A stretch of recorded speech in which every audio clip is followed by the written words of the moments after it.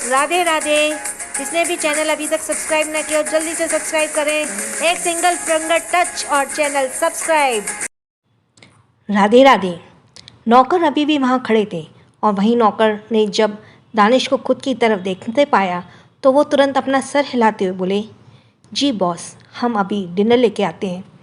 वहीं एक स्टाफ ने आकर उसे पूरे रूम को साफ किया। उधर दक्ष अभी भी मुंह फुलाए चुपचाप बैठा हुआ था।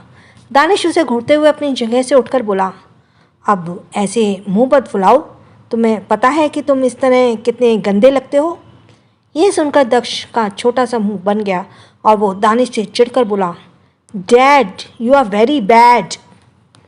दानिश बिना इमोशन वॉशरूम की तरफ जाते हुए बोला, क्या तुम मुझे बैड की जगह गुड डैड कह सकते हो? आफ्टर ऑल मैं तुम्हारी इतनी केयर करता हूँ। इस पर दक्ष अपने छोटे छोटे दांत दिखाते हुए बोला, डैड, पर आप तो अभी कभी गुड डैड हो ही नहीं सकते, फिर मैं आपको गुड क्यों बोलूँ? आप बैड हो। हाँ।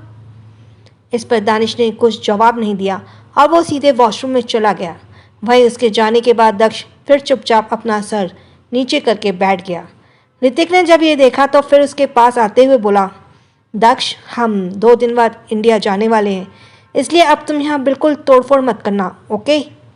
इस पर दक्ष की आंखें छोटी हो गई और वो ऋतिक को घूरते हुए बोला, आप यहाँ से जा सकते हैं। ये सच में बिल्कुल अपने बाप पर गया है।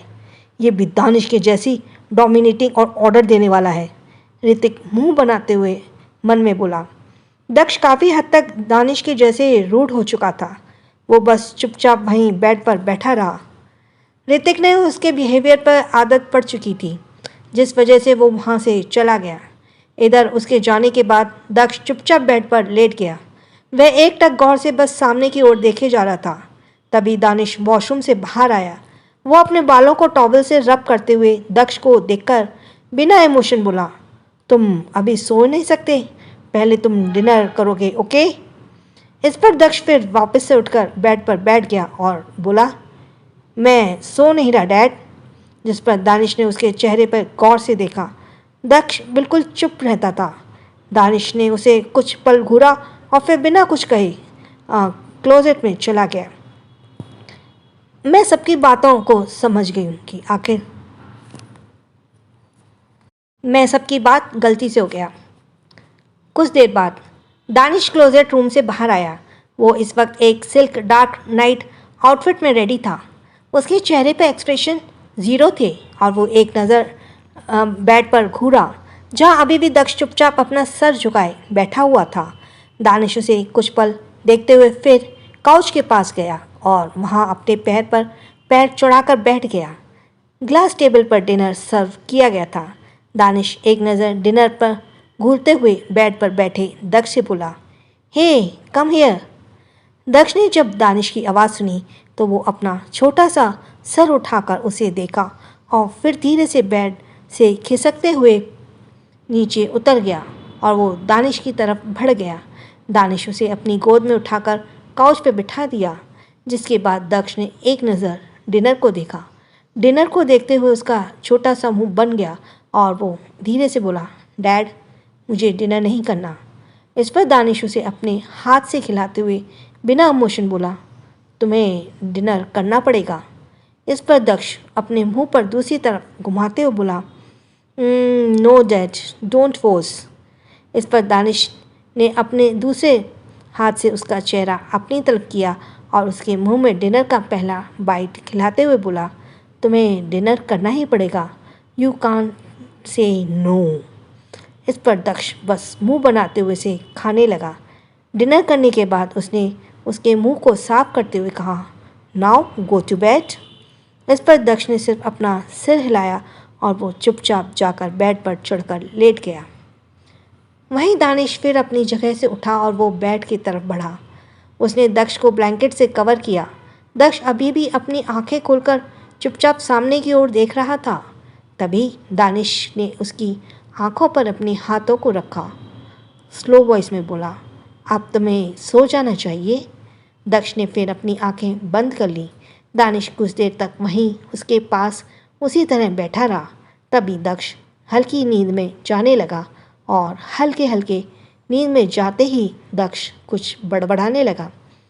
दानिश उसे इस तरह बुदबुदाते देखकर अपने हाथों की मुट्ठियाँ बनाया और वो धीरे से उसके करीब झुका। तभी दक्ष धीरे से बुदबुदाया, मम्मा मम्मा मम्मा। ये सुनते ही दानिश की आंखें और उसका चेहरा बिल्कुल काला पड़ गया। वो बिना कुछ कहे फिर दक्ष के पास से उठ गया और अपने ड्रॉअर से सिगरेट का पैकेट निकालकर वो उसे लेकर सीधे बालकनी की तरफ चला गया।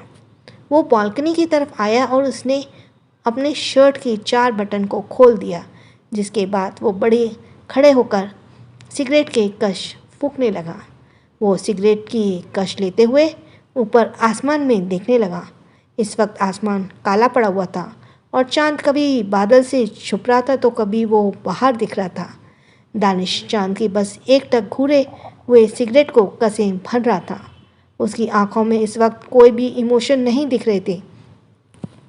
तभी वो अपनी गहरी आवाज़ में आंखें बंद किए बोला, रूठ गया है मेरा चांद मुझसे, कोई उसे मेरे लिए मना दे। इंतज़ार में हूँ उसके, मगर वो है कि छिपकर बैठा है, कोई मुझे उसका दीदार करा दे। जानता है वो, उसे देखे बिना मुझे चैन नहीं आता, कोई मुझे मेरा चैन दिला दे। इंतज़ार में मेरे इस चैन से एक बार फिर से मुझे मेरा सुकून लौटा दे। ये कहते हुए दानिश गहरी मुस्कुराहट के साथ उसे भरने लगा। तभी दानिश का फ़ोन उसके पॉकेट से रिंग करने लगा। उसने अपने दूसरे हाथ से सिगरेट की बट को पकड़ा और अपने फ़ोन को पॉकेट से निकालकर कान पर लगाया और नाम को देखकर दानिश के चेहरे पर भावहीन हो गया। उसने कॉल को पिक किया तो उधर से किसी ने कहा, इट्स डन, इवेंट की सारी तैयारियां हो चुकी हैं। आई होप कि तुम जिसे चाहते हो वो उसमें ज़रूर आए। इस पर दानिश अपने होठों सिगरेट की बट को लगाते बोला, दानिश ओबरॉय के इनविटेशन को कोई भी ठुकरा नहीं सकता और मुझे अच्छे से पता है वो इसमें ज़रूर शामिल होगा। इस पर उधर से फिर से किसी ने कहा, पर तुम्हें क्या लगता है तुम वापस से उसे हासिल कर लोगे? इस पर दानिश सिगरेट की लंबी कशें भरते हुए बोला, हासिल उसे किया जाता है जिसे हम कभी पा ना हो। मैंने उसे बहुत पहले ही पा लिया था और वो कभी मुझसे जुदा ही नहीं हुई थी। फिर से उसे हासिल क्यों करूँगा? वो हमेशा से मेरी थी। इस पर उधर से फिर किसी के ने कहा, तुम क्या सोच रहे हो दानिश? मुझे कुछ समझ नहीं आ रहा। इस पर दानिश ने अपनी कोल्ड आवाज़ में बोला, तुम्हें जितना कहा तुम बस उतना काम करो, इससे ज़्यादा तुम्हें समझने की कोई ज़रूरत नहीं है। ये कहते हुए दानिश ने कॉल डिस्कनेक्ट कर दिया और वो फिर एक नज़र बेड को सोए हुए दक्ष को घूरा। दक्ष अब गहरी नींद में सो रहा था। अगली सुबह इंडिया, बेंगलोर। इस वक्त बेंगलोर में काफ़ी रईस इलाके में कुछ शोर मचा हुआ था। यहाँ देखकर ऐसा लग रहा था जैसे कि वहाँ किसी चीज़ की इनॉग्रेशन, और इस वक्त वहाँ रिपोर्टर्स की भी एक बहुत बड़ी भीड़ लगी हुई थी। वहाँ एक ऊंची बिल्डिंग थी जिसका इनॉग्रेशन आज होने वाला था। उस बिल्डिंग के आसपास ही सारे रिपोर्टर्स खड़े हुए थे और अपनी न्यूज़ कवर कर रहे थे। वहाँ आसपास के लोग भी मौजूद थे। तभी रिपोर्टर्स ने कैमरे के आगे कहा, जैसा कि आप सब जानते हैं आज बेंगलुरु की सबसे बड़े एनजीओ का उद्घाटन होने जा रहा है, जो कि इस एनजीओ के ऑनर आज इसका इनॉग्रेशन करने वाले हैं। वो कुछ ही देर में यहाँ पहुँचने वाले हैं और हम जल्दी ही उनके आपको सब उनसे रूबरू कराएंगे। बने रहिए हमारे साथ। ये कहते हुए रिपोर्टर्स ने अपने कैमरे को ऑफ कर दिया और उस एनजीओ को देखने लगा। वहीं वो बिल्डिंग एक एनजीओ की थी जो बेंगलुरु की सबसे बड़ी एनजीओ में अब गिनी जाती थी। आज इस एनजीओ का इनॉग्रेशन था और उस एनजीओ को जिसने बनवाया था वो कुछ देर में ही वहाँ पहुँचने वाला था, जिस वजह से वहाँ काफ़ी भीड़ इकट्ठी हुई थी। रिपोर्टर्स भी वहीं मौजूद थे। तभी कुछ ही देर में वहाँ एक सफ़ेद कलर की चमचमाती कार आकर रुकी। उस कार को देखते ही चारों तरफ एक शोर मच गया और रिपोर्टर्स ने वापस से अपने कैमरे को ऑन करके सीधे उस चमचमाती वाइट कार की तरफ फोकस कर दिया। वहीं उस कार के आसपास की कोई सारी कार्स आकर रुकी। काफ़ी सारी कार्स उसने उसका घेरा बना लिया, जिसमें से सबसे पहले गार्ड्स बाहर निकले। वो सारे गार्ड्स जाकर उस सफ़ेद कार के चारों तरफ से घेर कर खड़े हो गए। तभी उस सफ़ेद कार में से पैसेंजर सीट से एक लड़की बाहर निकली। उस लड़की ने एक फॉर्मल ऑफिस ड्रेस पहन रखा था। वो लड़की देखने में काफ़ी ज़्यादा खूबसूरत थी। उस लड़की ने एक स्माइल के साथ अपने बैक डोर से गेट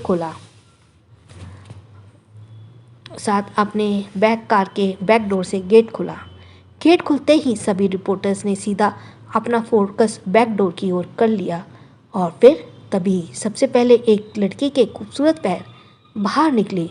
उस लड़की ने 10 सेंटीमीटर की रेड कलर की हाई हील्स पहन रखी थी और कुछ सेकंड बाद एक लड़की उस कार से बाहर निकली। सभी उस लड़की को देखकर एक पल के लिए बिल्कुल खामोश हो गए। वो लड़की वहाँ मौजूद सभी में सबसे ज़्यादा खूबसूरत थी और सभी उसे देखकर एक पल के लिए बोलना ही भूल गए। वहीं उस लड़की की काली काली आंखें खामोशी से सभी को घूर रही थीं। उसके चेहरे पे इस वक्त कोई भी इमोशन नहीं था। उस लड़की ने एंकल लेंथ रेड कलर की एक टाइट फिटिंग स्कर्ट पहन रखी थी, जिसके ऊपर अपने वाइट कलर की एक फॉर्मल सी शर्ट पहन रखी थी। उसने अपने गर्दन पर एक ब्लैक कलर का स्कार्फ लपेट रखा था। उसके लंबे काले बालों में इस वक्त सब कुछ ब्रीड्स बने थे और पूरे खुले उसकी कमर तक लहरा रहे थे। उस लड़की के चेहरे पर एक डिसेंट मेकअप था। उसके हाथों में एक यूनिक वॉच थी। वो अपनी उस हाई हील्स में काफ़ी ज़्यादा खूबसूरत लग रही थी।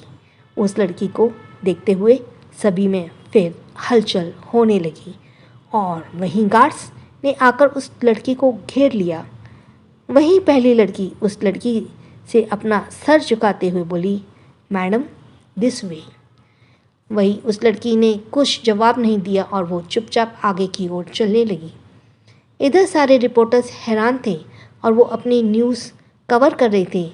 इट्स स्ट्रेंज, इस एनजीओ की मालिक कोई बिजनेसमैन नहीं बल्कि ये तो एक बिजनेस वुमेन निकली।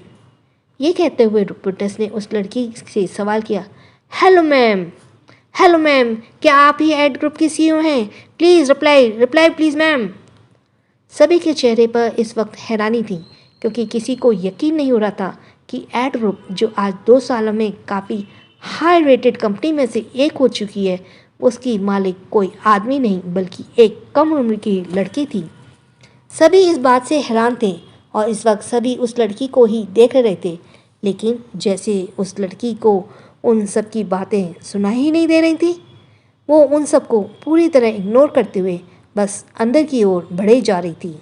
वहीं गार्ड्स भी उसके पीछे पीछे चलते हुए सारे रिपोर्टर्स को साइड करते जा रहे थे। उस लड़की को देखकर आसपास के जो और भी लोग खड़े थे, वो सभी के सभी दूसरे से बात करते हुए बोले, इस लड़की ने कितना बड़ा काम किया है। यहाँ एक भी इतना वीआईपी और सारे सेलिब्रिटी वाले एनजीओ नहीं था, लेकिन इस लड़की ने यहाँ एनजीओ बनाकर कितना बड़ा काम किया है। तभी दूसरे ने कहा, भले ही इसने बड़ा काम किया हो और भले ही यह कोई बड़ी इंसान हो, लेकिन घमंड देखो, रिपोर्टर से कुछ सवालों के जवाब भी नहीं दे रही। इसके अंदर घमंड तो बहुत ज़्यादा दिख रहा है। इस पर तीसरे ने कहा, अरे तो घमंड तो होगा ना, आखिर एड ग्रुप की ये मालकिन है और इसने बड़े एनजीओ की इग्नोरेशन करने जा रही है। घमंड तो आ ही जाएगा ना, और अगर ऐसे में घमंड ना आए तो फिर तो बेकार है। इस तरह तो वो सभी उस लड़की के बारे में बातें कर रहे थे, जो इस वक्त सच में किसी की तरफ कोई ध्यान नहीं दे रही थी और बस चुपचाप अंदर की ओर बढ़ी जा रही थी। वहीं वो लड़की और अंदर आई, तब उस एनजीओ के जो मैनेजर थे वो वहाँ गेट पर अपने हाथ में नाइफ लिए खड़े थे। वहीं जैसे ही उस मैनेजर ने उस लड़की को देखा, वो तुरंत रिस्पेक्ट के साथ अपना सर झुकाते बोले, hello ma'am, nice to meet you. हमें खुशी हुई कि आप यहाँ इस काम के लिए एक शॉर्ट नोटिस पर आई। इस पर उस लड़की ने बिना कुछ कहे सामने देखते हुए अपने हाथ को बढ़ाया। ये देखकर मैनेजर ने तुरंत उसके हाथ में नाइफ रख दिया, जिसके बाद उस लड़की ने नाइफ से उस रिबन को काट किया और इसी के साथ चारों ओर तालियां बजने लगीं। मैनेजर को उस लड़की के कुछ जवाब नहीं दिया। उस लड़की ने कोई जवाब मैनेजर को नहीं दिया, जिस वजह से मैनेजर का मुंह बन गया और वो बस बिना कुछ कहे ज़बरदस्ती की मुस्कुराहट के साथ तालियां बजाए जा रहा था। वहीं उस लड़की ने जो रिबन कट किया था वो अंदर जाते हुए इस बार अपने असिस्टेंट से बोली, यहाँ का सुपरवाइजिंग का काम कंप्लीट हो चुका है। मैं चाहती हूँ कि कुछ और सुपरवाइज़र भी यहाँ आए जिन्हें तुम अपना वर्क समझा देना। मैं नहीं चाहती कि यहाँ कोई भी प्रॉब्लम क्रिएट हो। इस पर उस असिस्टेंट जिसका नाम प्रियल था वो जल्दी से बोली, शो मैम, मैं आज ही HR डिपार्टमेंट से बात करके सुपरवाइजर की वैकेंसी निकलवा दूंगी, जिससे कुछ ही दिन में यहाँ सुपरवाइज़र आ जाएंगे। इस पर उस लड़की ने कोई जवाब नहीं दिया और वो बस चारों तरफ उस NGO को घूरे जा रही थी। उसके पीछे पीछे मैनेजर भी चल रहा था और वो बार बार उस लड़की से बात करने की कोशिश करते हुए चारों तरफ से दिखा रहा था, लेकिन वो लड़की उसका कोई जवाब नहीं था और ना दे रही थी। वो बस चुपचाप चारों तरफ देखे जा रही थी। तभी करीब कुछ 20 मिनट बाद कि उस लड़की ने अपने हाथों में पहनी वॉच में टाइम देखा। टाइम को देखकर उस लड़की ने प्रियल से कहा, आई हैव टू गो, मेरी मीटिंग का टाइम हो गया है। इस पर प्रियल ने भी जल्दी से सर हिलाया और बोली, yes show ma'am, car is ready. ये कहकर वो लड़की वहाँ से सीधे प्रियल के साथ अपनी कार में निकल गई। वहीं मैनेजर बस चुपचाप खड़ा उसे ज़्यादा देखता रहा। कुछ देर में वो सफ़ेद कार एक ऊंची सी आसमान को छूती बिल्डिंग के आगे रुकी और प्रियल ने आकर कार का गेट खोला। वह लड़की बाहर निकली। उसने अपने सर पर ऊपर उठाया और एक नज़र उस बिल्डिंग को देखा। एड ग्रुप बड़े बड़े अक्षरों में वहाँ लिखा हुआ था, जिसे देखते हुए वो लड़की चुपचाप सीधे अंदर चली गई। वो अंदर गई और जा रही थी तो आसपास सभी मौजूद एम्प्लॉयज़ उसे देखकर रिस्पेक्ट के साथ ग्रीट कर रही थी। वो लड़की उन्हें देखकर बस अपना सर हिलाए जा रही थी और वो सीधे वहाँ से अंदर टॉप फ्लोर पर CEO के कैबिन में गई। वहाँ जाकर वो अपने चेयर पर बैठ गई और अपने हाथों को फोल्ड करते हुए प्रियल को देखने लगी। प्रियल उसे शेड्यूल बता रही थी, जिसके बाद उस लड़की ने अपना लैपटॉप ऑन करते हुए कहा, क्या तुम्हें और कुछ कहना है? इस पर प्रियल थोड़ा रुककर उसे देखने लगी। तभी वो लड़की उसे घूरते हुए बोली, अगर तुम्हें और कुछ नहीं कहना तो तुम यहाँ से जा सकती हो। तभी प्रियल जल्दी से हड़बड़ाते हुए अपनी फाइल में रखे एक कार्ड को उसके टेबल के सामने रखते हुए बोली, मैम, ये इनविटेशन कार्ड आया है, एक बार आप इसे देख लीजिए और हमें लगता है कि हमें इस इवेंट में जाना चाहिए। ये कहते हुए प्रियल उस कार्ड को घूरने लगी।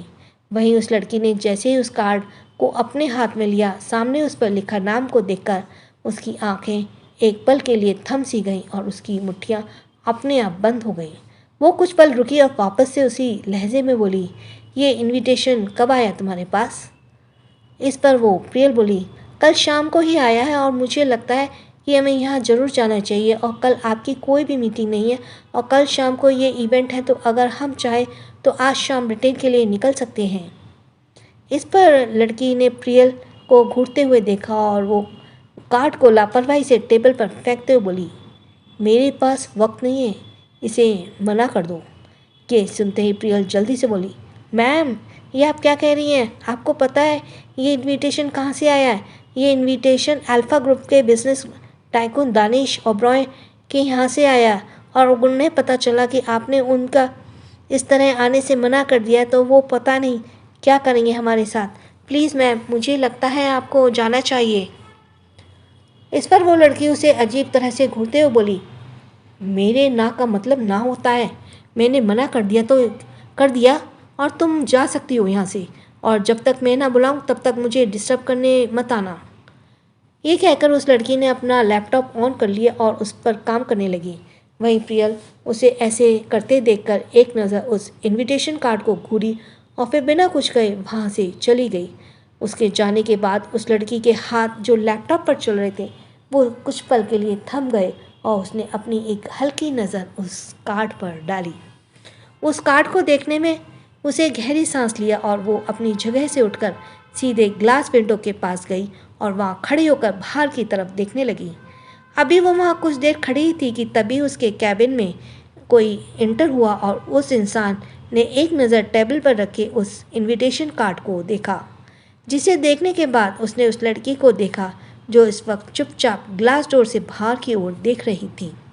ये देखते हुए उस इंसान ने गहरी सांस ली और फिर बोली, अंतरा, तुम कब तक इस तरह भागोगे? अब इतनी आगे निकल चुकी हो कि तुम अब उसे फेस कर सकती हो। हाँ, ये लड़की जो थी वो अंतरा थी, एड ग्रुप की CEO। ये सुनते ही ग्लास डोर के पास खड़ी अंतरा अपने हाथों में मुट्ठी बना लेती है और अंतरा अंतरा बिना मुड़े ही उस लड़की को जवाब देती है, क्रिया, मैं किसी से भाग नहीं रही। इस पर वो लड़की क्रिया हंसकर बोली, ओह रियली अंतरा, तुम सच में भाग नहीं रही? फिर अभी जो मुझसे प्रियल से पता चला वो क्या था? अंतरा अभी भी बिना उसके तरफ मुड़े ही बोली, तुम्हें पता है मैं कितनी बिजी रहती हूँ। मेरे कई मीटिंग्स हैं और मेरे पास और भी कई सारे प्रोजेक्ट्स हैं जिन पर मैं काम कर रही हूँ। मेरे पास सच में टाइम नहीं है। मैं ऐसे किसी इवेंट में जाऊँगी, इसलिए मैंने उसे मना कर दिया। इसमें तुम्हें इतना नहीं सोचना चाहिए। मैं अपना टाइम वेस्ट नहीं कर सकती ऐसे इवेंट्स में जाकर। ये सब सुनकर प्रिया उसके पास आई और वो उसके कंधे पर अपने हाथ रखते हुए बोली, अंतरा, तुम किसे समझा रही हो? ये बात खुद को या मुझे अपने दिल को? इस पर अंतरा ने अपनी आंखें बंद कर ली और वो बिना किसी ज़्यादा इमोशन से बोली, मैं सिर्फ आपको समझा रही हूँ कि आप फालतू की सोचना बंद कर दीजिए।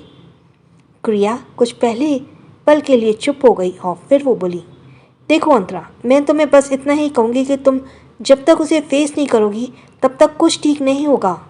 अंतरा, तुम्हें उसे एक बार ज़रूर फेस करना चाहिए, तब तुम्हें पता चलेगा कि आखिर तुम कितना खुद को उससे दूर कर पाई हो। और अगर तुम इसी तरह ऐसे भागोगे इन सब चीज़ों से तो उसमें तुम खुद को ही परेशान कर रही हो। मेरे ख्याल में तुम्हें इस इवेंट में ज़रूर जाना चाहिए। और यहाँ तक मुझे पता है तुमने एक बार ऑलरेडी अल्फ़ा ग्रुप के साथ काम करने से मना कर दिया है और इस बारे में प्रियल ने तुम्हें बताया भी। कोई सारे इवेंट तुमने मनाने भी लगे हुए थे कि तुम अल्फ़ा ग्रुप के साथ काम करो, लेकिन तुम बार बार उनके साथ काम करने से मना कर रही थी।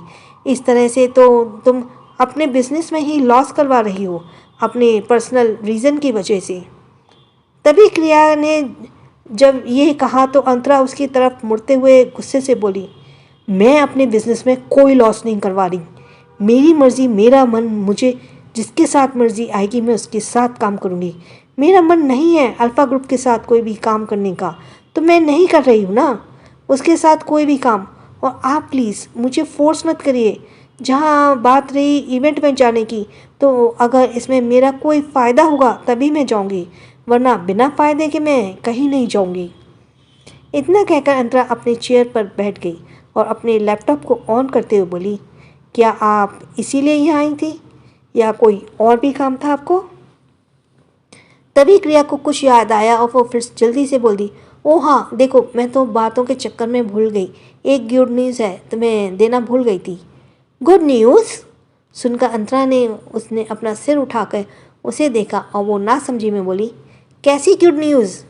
इस पर क्रिया अपने हाथों पे पकड़े एनवेलप को उसके तरफ रखकर खुशी से बोली, गुड न्यूज़ ये है कि तुम्हारा नॉमिनेट किया गया है, वो भी business women of the year के लिए।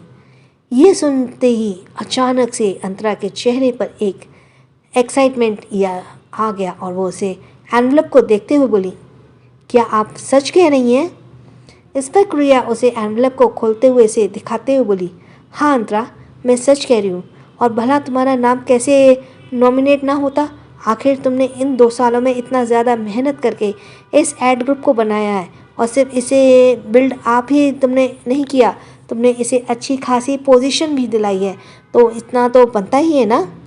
ये सुनते हुए अंतरा ने उस एनवेलप को खोला और इस पर उसने अपना नाम देखा, Antara Bhardwaj, nominee of business women of the year. ये नाम जब अंतरा ने देखा तो उसके चेहरे पर एक बड़ी स्माइल आ गई और उसने धीरे से अपने नाम को टच करते हुए धीरे से बोला, आखिर मेरा ये नाम पूरा हो गया, आखिर मेरा सपना पूरा हो गया। अब मुझे भी business women of the year award मिलेगा। मुझे तो बिलीव ही नहीं हो रहा है। ये बोलते हुए अंतरा के चेहरे पर एक मात्र हल्की खुशी थी। वह क्रिया ने उसे कसकर हक कर लिया। अंतरा अभी भी बस उसी तरह बैठी रही।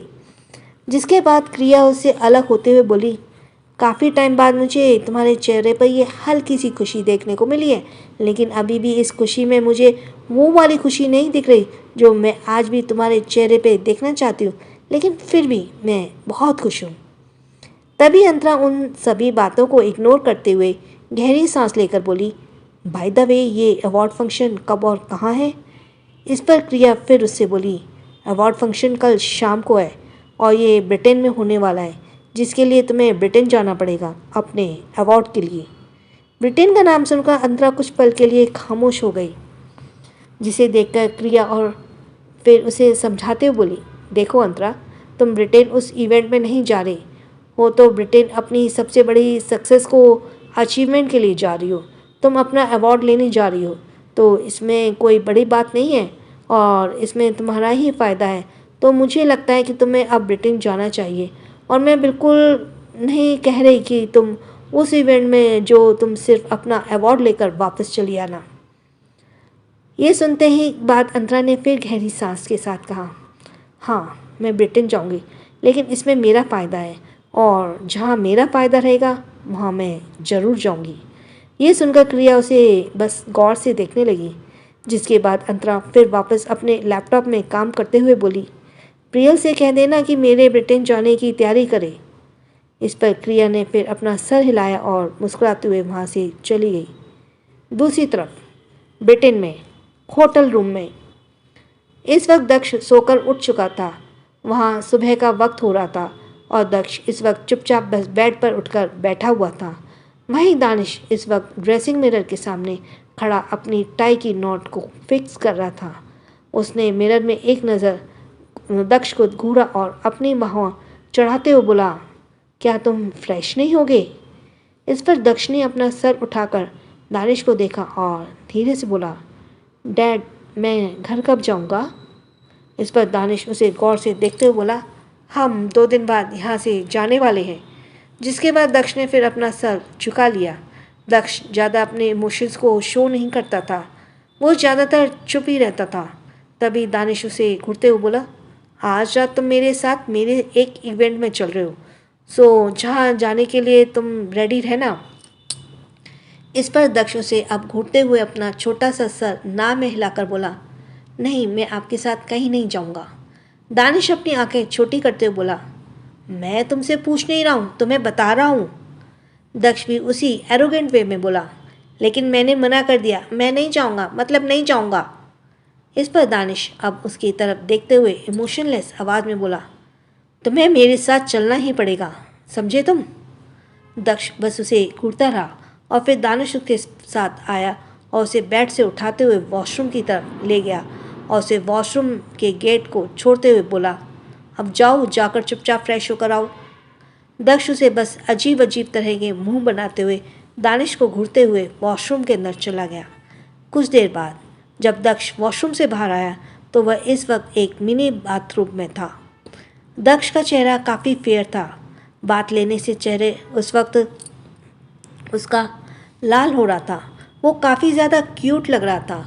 दक्ष अपनी नज़रें एक बार चारों तरफ रूम में घुमाए, तभी दानिश की आवाज़ आई, मैं यहीं हूँ, मैं बिना तुम्हें रेडी किए कहीं नहीं जाऊँगा। इस पर दक्ष के चेहरे पर एक टेढ़ी मुस्कुराहट आ गई। वो इस वक्त मुस्कुराते हुए बिल्कुल दानिश के जैसे लग रहा था। दक्ष ने एक नज़र दानिश को देखा, जो उसी वक्त क्लोजेट से उसके लिए ही कपड़े लेकर आ रहा था। ये देखकर उसे दक्ष बोला, डैड आप मुझे बिना रेडी किए जा ही नहीं सकते।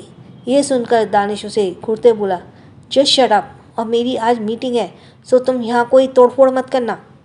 इस पर दक्ष उसे घूरते हुए बेड के पास आया और वो बेड पर चढ़ते हुए बोला, तो मैंने आपसे कब कहा कि आप मुझे अपने साथ वहाँ लेकर जाओ डैड? इस पर दानिश उसके गीले बालों को टॉवल से रब करते हुए बोला, so what do you think कि मैं तुम्हें यहाँ अकेले छोड़कर जाता? सब पता है मुझे तुम वहाँ क्या क्या करते हो, इसलिए मैं तुम्हें अकेले बिल्कुल नहीं छोड़ता। अब मैं जहाँ जाऊँगा तुम्हें मेरे साथ चलना पड़ेगा। इस पर दक्ष अपनी छोटी सी भौहें चढ़ाते हुए बोला, लेकिन मैं यहाँ बहुत बोर हो गया हूँ डैड, मुझे घर जाना है। इस पर दानिश फिर उसके कपड़े चेंज करते हुए बोला, मैंने कहा ना हम 2 दिन बाद यहाँ से जा रहे हैं, तुम हर बात की ज़िद क्यों करते हो? इस पर दक्ष ने बस मुंह बनाया और उसका कोई जवाब नहीं दिया। वहीं दानिश ने उसे रेडी किया।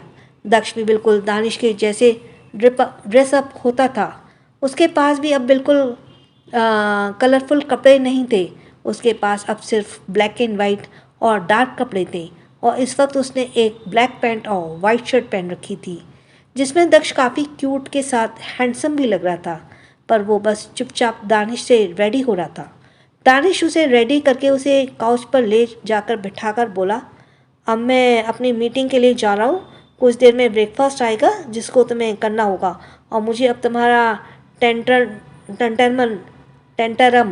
नहीं चाहिए, समझे तुम? क्योंकि मैं बार बार अपनी मीटिंग से वापस नहीं तुम्हारे पास आ सकता। इस पर दक्ष ने उसे कुछ पल घूरा और फिर बोला, पर मैं तो आपको बुला ही नहीं रहा, मैं खुद से ही सब कुछ हैंडल कर लेता हूँ, आप ही चले आते हैं मेरे पास। इस पर दानिश अपने होंठों को भींच कर बोला, यू सिली बॉय, तुम्हें अब सुधर जाना चाहिए और मुझसे जवान लड़ाना बंद करो तुम। इस पर दक्ष का मुंह बन गया और वो चुप हो गया। तभी दानिश ने किसी को एक कॉल किया और एक नज़र दक्ष को देखकर रूम से बाहर निकल गया। वहीं उसके जाने के बाद दक्ष का चेहरा बिल्कुल इमोशनलेस हो गया और वो वहीं सोफे पे अपना सर टिकाकर चुपचाप बैठ गया।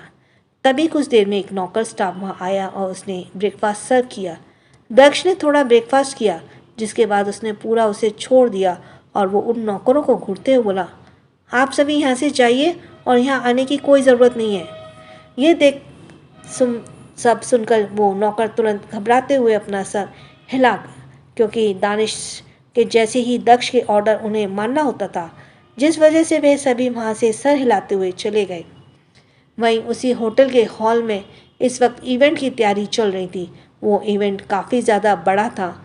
वहीं बेंगलुरु के में अंतरा इस वक्त अपने जेट प्लेन में बैठी और वो प्रियल के साथ सीधे ब्रिटेन के लिए रवाना हो गई। आज शाम ही वो उसका अवार्ड फंक्शन था। और राधे राधे।